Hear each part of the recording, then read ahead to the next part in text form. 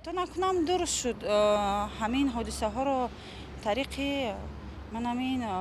اینترنت میبینیم ما هم زیاد میشویم برای که ما هم مسلمان هستیم ما هم همزبان هستیم فرزبان هستیم میخواستیم که تستر نه تنها در ایران بلکه در دیگر دولت ها هم همیشه صلح و آبادی باشد. شما چرا مردم به کوچه ها برآمدند؟ اکنون اول که با هر یک شبکه ها باور کردن لازم نیست. در اصل چی بودنش رو نمیدونم ولی خیلی غمگین میشیم وقتی که هم خیلی حالت رو میبینیم.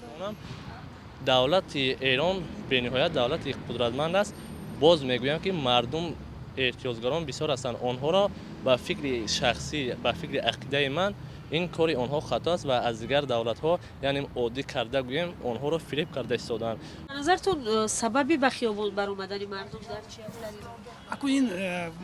شاید که ما چخیری که ما خودمون میدونیم که چخیر ناتنجی های سالهای 90 تا 2000 چین خیری که موقع شدگی بود اونها میخوان که همین خیر کنند. شاید که از بیرون هم این چیزها باشد. شاهی پیشتراشون حاضر همونا هست برامتش دیروز من از وای گوش کردم همون میخواهد که باید بیاید همون مثال که همون پیشتر باری جاش بگیره سالهای 1979 است چخیری که وای برامده رفتگی بود همونا میخواهند که همونا بازگاش کنند نه که اکن این اعتراف تمام خلقش در اونجا بسیاری خلق از روی گویم از روی گفته های سیاست مداره از روی گفته های چیزهای جهانی انا در اونجا بسیار به ترتیبی ها شده ایستاده است به ترتیبی ها شده است خونریزی بسیار شده ایستاده است هم چخیری که ما با سالهای 90 گویم تا همین 99 بود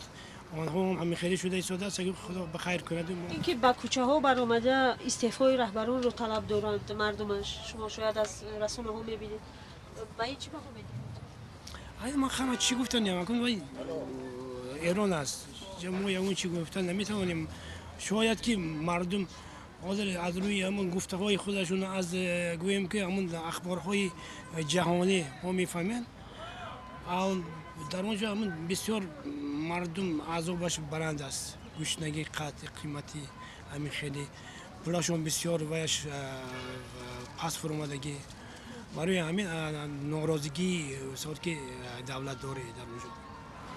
مردم به خدا چیزی نمیخوان فقط یه آرامش میخوان یه زندگی راحت آروم میخوان و اینکه بتونن واقعا امید به زندگی نیست اونجا خیلی گرانه مثلا من کالج درس خوندم 35 سال کار کردم الان مثلا اون نفقه اون حقوقی که میدن خیلی پایینه خیلی کمه همه نگران همین موضوعن اصلا الان اونجا ازدواج وجود نداره به خاطر گرانی نیست اصلا الان با جوانای ما همه 30-40 همه مجرد موندن 30-40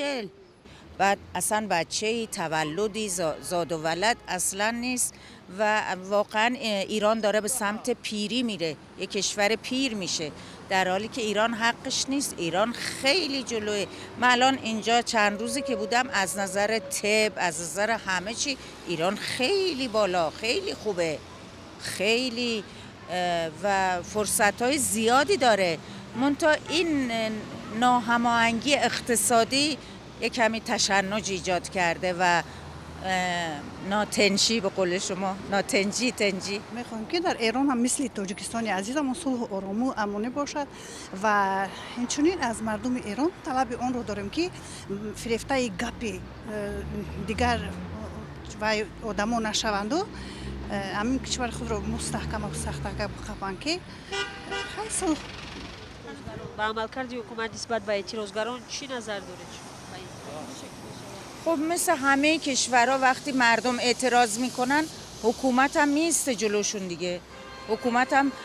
مقابله میکنه و به هر حال خشونت و اینا نشون میده الان اونجا هم همین جوریه دیگه دارن خشونت نشون میدن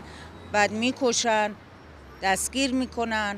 خیلی کارا خیلی چیزا شده خیلی از این نزدیکای شما اطرافیای شما در این اعتراضات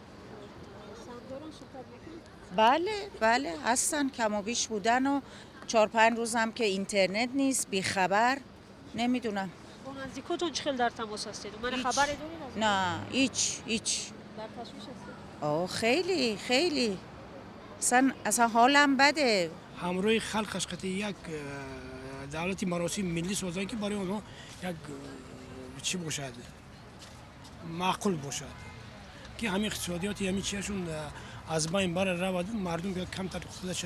گیرد. اقلا اونجا با مثال که همون یختوناشون نشون میتید، از دیگر من میبینم بعضی یختوناشون نشون میتید، چیاشون نشون میتید، تماما بسیار وضعی شرایطشون، نانشون نیست. مثلا که اونا تخم نمیخورن، گوشت نمیخورن، دیگر چی وقت خدا بشکر ما به حاضر همه چی در دوام هست، به هر حال خوب شده رفتیم و هم همین نمیخوان که یک تنجی امانی یک دولتی سازگار باشد که هم معقول باشد و نیک احوالی خلق اهمیت دهد.